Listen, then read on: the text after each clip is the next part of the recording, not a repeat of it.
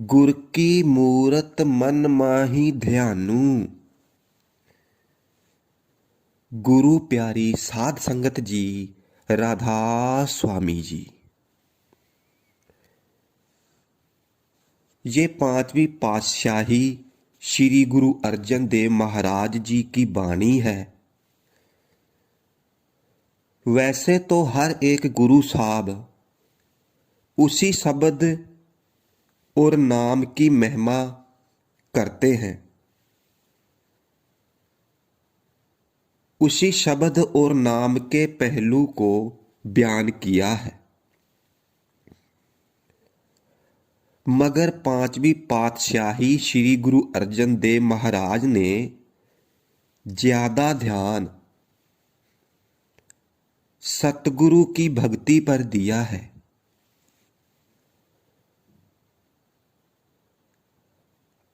आपने तो अपने पिता को भी पिता रूप में नहीं देखा,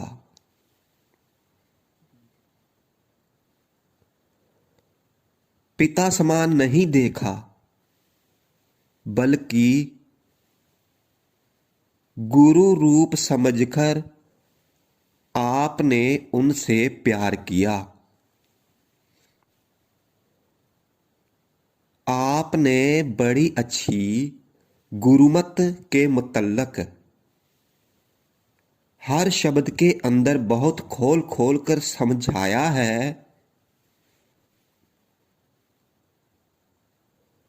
आप फरमाते हैं कि हर एक को उस परमात्मा की भाल है, तलाश है। हम सब दुनिया के जीव अपनी अपनी अकल के मुताबिक हजारों ही जुगाड़ और जुगती के तरीकों के साथ हजारों ही स्थान पर जाकर परमात्मा की खोज करते हैं।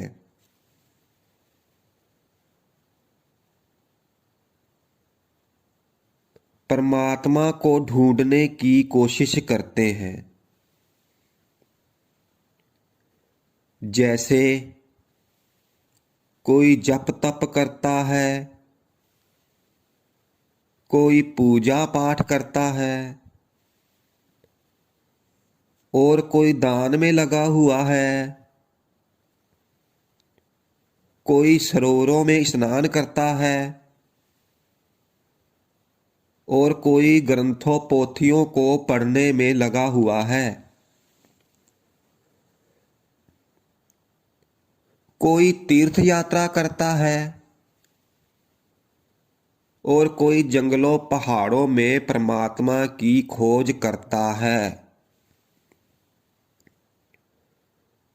कोई मंदिर मस्जिद गुरुद्वारों में जाकर परमात्मा को ढूंढता है।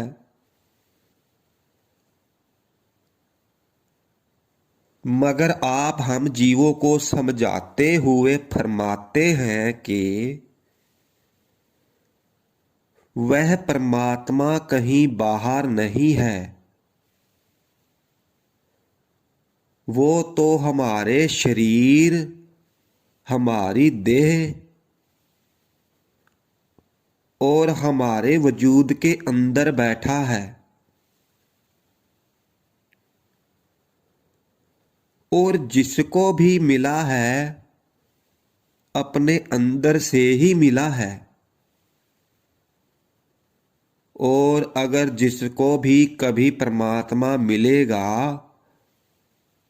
तो अपने अंदर से ही मिलेगा।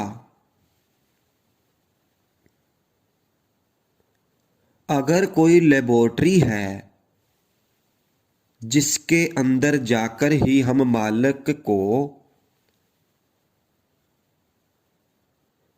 मिलने की खोज या रिसर्च कर सकते हैं, तो वो केवल हमारा शरीर है, हमारी देह है, हमारा वजूद ही है।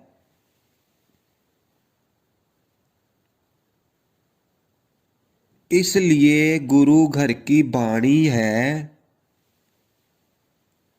काया अंदर आप वस है, अलख न लाख्या जाए।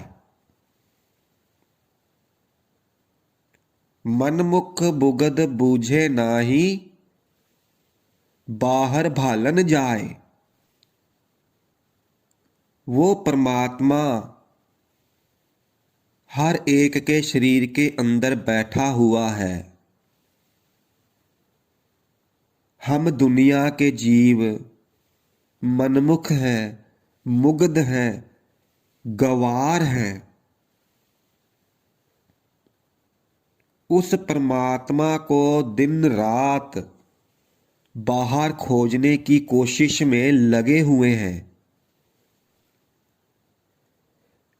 इसलिए गुरु साहब फरमाते हैं, काया अंदर जग जीवन, दाता वसे सबना अंदर। कहे प्रितपाला, वह परमात्मा, वह वाहिगुरु जिसने सारे संसार को जीवन दिया है, वह सबका ही दाता है और वह सबकी ही संभाल करता है। वो तो सबका ही परमपिता है और वो परमात्मा कहीं बाहर नहीं है। वह तो हमारे शरीर के अंदर बैठा हुआ है, हमारे देह के अंदर बैठा हुआ है, हमारे वजूद के अंदर बैठा हुआ है। और इसलिए फिर कबीर साहब जी फरमाते हैं, जो तिल में तेल है चकमक में आग, तेरा प्रीतम तुझ में है, जाग सके तो जाग। जैसे तिलों के अंदर तेल है मगर हमारे को दिखाई नहीं देता, पत्थर के अंदर आग है, इसी तरह जिस परमात्मा को हम खोज रहे हैं वो परमात्मा भी हमारे शरीर के अंदर है, हमारी देह के अंदर है। इसलिए पलटू साहब फरमाते हैं, साहब साहब क्या करे, साहब तेरे पास। अरे भाई, किस परमात्मा को सरोवरों में, जंगलों में, पहाड़ों में ढूंढने लगा हुआ है? वो तो 24 घंटे तुम्हारे साथ है, तुम्हारे शरीर में बैठा हुआ है।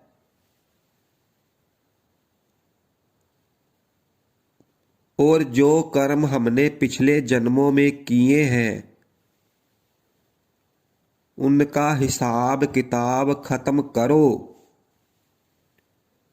क्योंकि परमात्मा कहीं बाहर नहीं है, वो तो तुम्हारे अंदर है। इसलिए गुरु साहब ने शरीर को ही हरमिंदर कहकर बयान किया है। तीसरी पातशाही की बाणी है, हरमंदर ए शरीर है, ज्ञान अंतर प्रगट।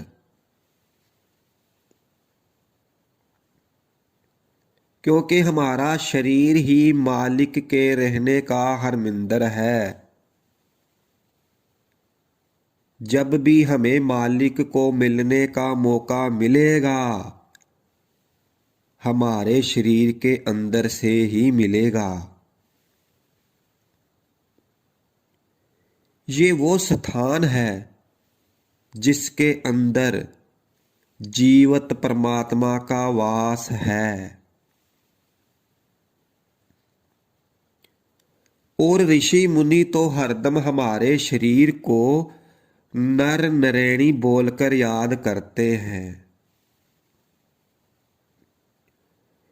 क्योंकि ये वो शरीर है जिसको नारायण ने खुद पैदा किया है, जिसके अंदर वह खुद बैठा है। इसलिए सबसे पहले जो महात्मा हमें समझाते हैं, भाई जिस परमात्मा को तुम बाहर ढूंढते फिरते हो, भालते फिरते हो, वो परमात्मा तुम्हें बाहर से कभी नहीं मिलेगा।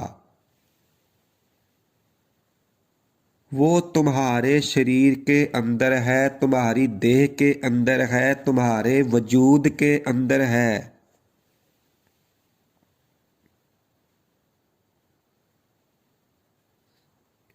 इसलिए गुरु साहब फरमाते हैं कि जिसे तुम ढूंढने में लगे हुए हो, भाई वो तो जर्रे जर्रे में, पत्ते पत्ते में शामिल है। वो जब भी तुम्हें मिलेंगे आपके शरीर से ही मिलेंगे।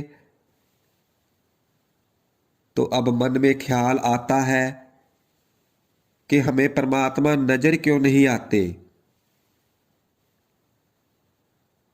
हम आंखें बंद करते हैं तो हमें अंधेरा ही अंधेरा नजर आता है। तो फिर पांचवी पातशाही श्री गुरु अर्जन देव जी महाराज फरमाते हैं, एक संगत एक ते गृह बसेता, मिल बात ना करते भाई। दोनों एक ही साथ रहते हैं, दोनों का एक ही घर में निवास है।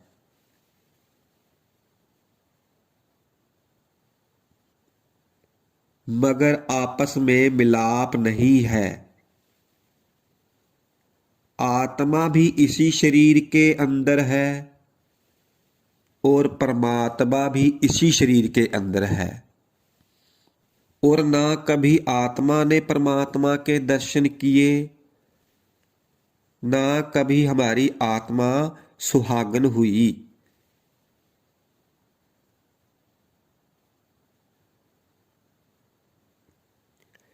इसलिए परमात्मा जरूर हमारे शरीर के अंदर है, मगर नजर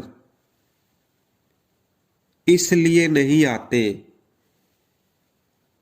क्योंकि हमारे और परमात्मा के बीच होमो की रुकावट, ईगो की रुकावट है। ईगो क्या है? जो हम सारा दिन सोचते रहते हैं, मेरा देश है, मेरी मेरी कौम है, मेरा मजहब है, मेरी बीवी है, मेरे बच्चे हैं। जिसको सारा दिन मेरा मेरा करते रहते हैं, ये तो सब कुछ ही परमात्मा का है। हम अपने आप को मालिक से अलग समझ कर बैठे हैं, और जो नाशवान है, जो खत्म होने वाली है, उसको अपना बनाने की कोशिश में लगे हुए हैं। क्योंकि ये आज तक तो ना तो किसी के बने हैं और ना ही किसी के बन सकते हैं।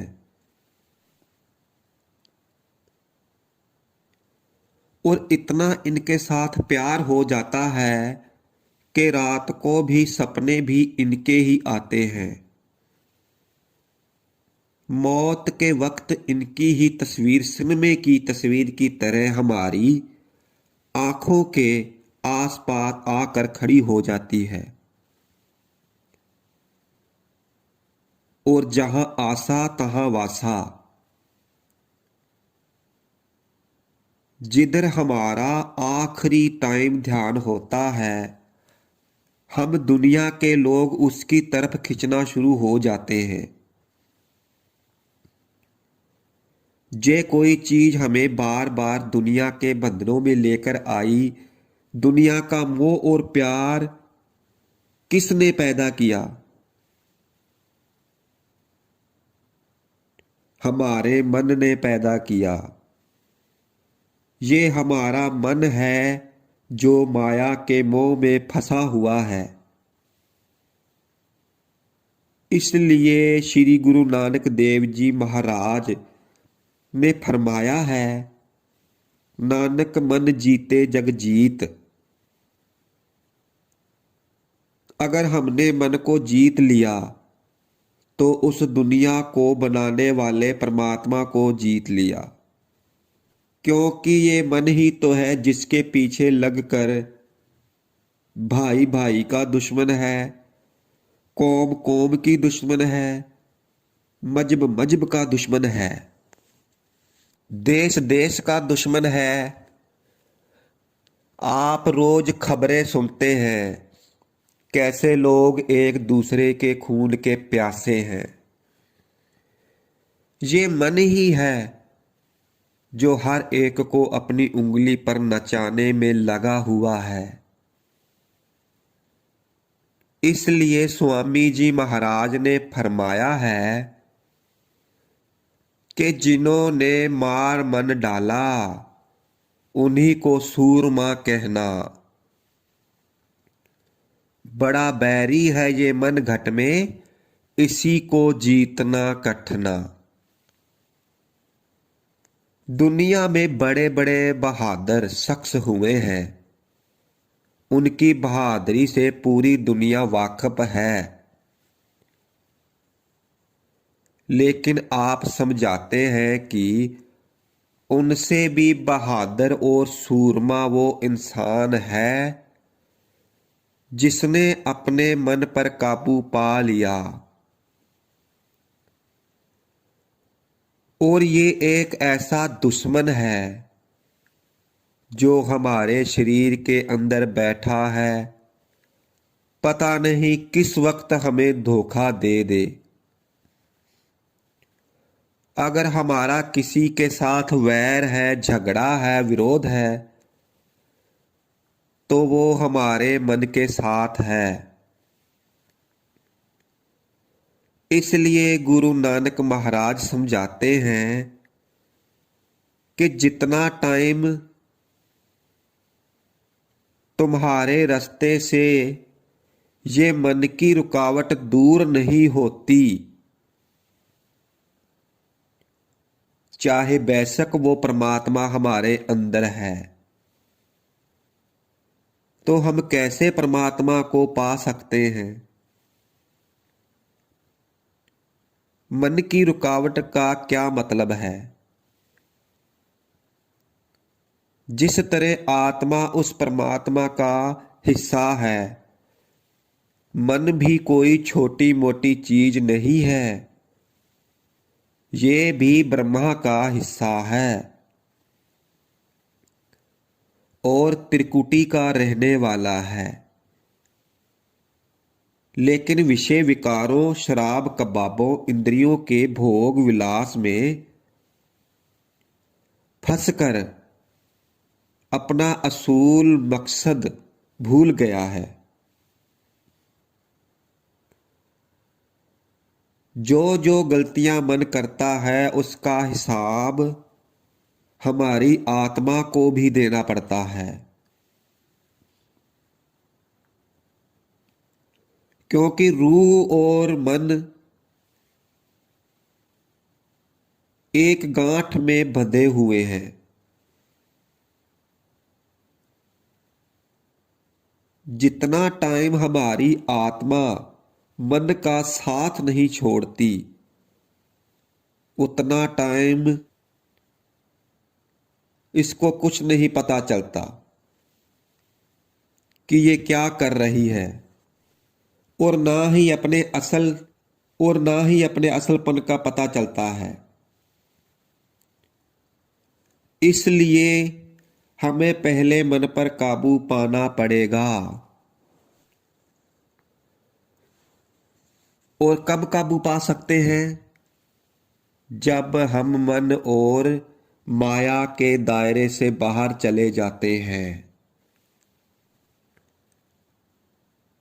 जब हमारी आत्मा से सब गंदे गंदे गिलाफ उतर जाते हैं, और जब हमारी मन और रूह की गांठ खुल जाती है।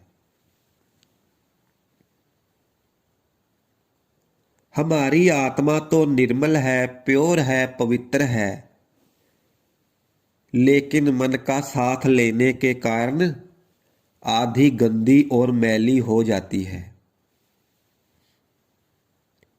आप देखो, बादलों के अंदर पानी कितना साफ है, लेकिन जब बारिश होती है और पानी जमीन पर आ जाता है तो कितना गंदा हो जाता है। उसमें से बदबू आने लगती है, और वो भी अपने आप को गंदगी का हिस्सा ही समझने लग जाता है।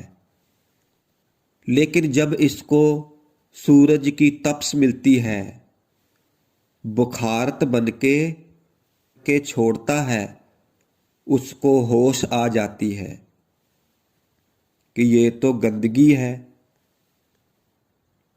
ये गंदगी कोई और चीज है और मैं कोई और चीज हूं। मैं ऐसे ही अपने आप को गंदगी समझकर बैठा हुआ हूं।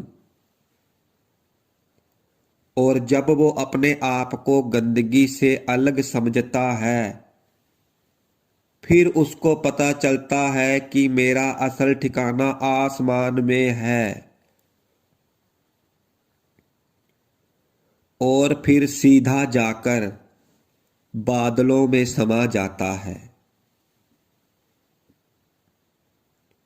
इसलिए महात्मा जी हमें प्यार से समझाते हैं कि हमारी जो आत्मा है वो उस परमात्मा का अंश है, हिस्सा है।